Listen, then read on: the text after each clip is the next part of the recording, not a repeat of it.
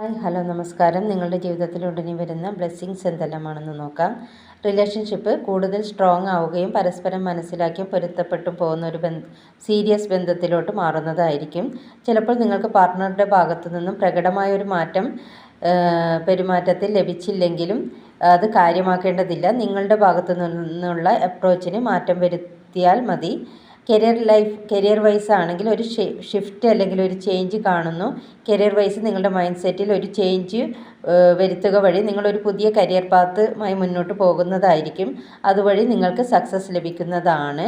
Health vice നിങ്ങൾ അനുഭവിച്ചിരിക്കുന്ന ഇഷ്യൂസിന് മാറ്റം വരുന്നതാണ്. മെൻ്റലി ആൻഡ് ഫിസിക്കലി ആരോഗ്യം വീണ്ടെടുക്കുന്നതാണ്.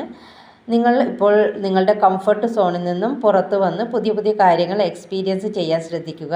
നിങ്ങൾക്കുള്ള അനുഗ്രഹങ്ങൾക്ക് നന്ദി പറയുക.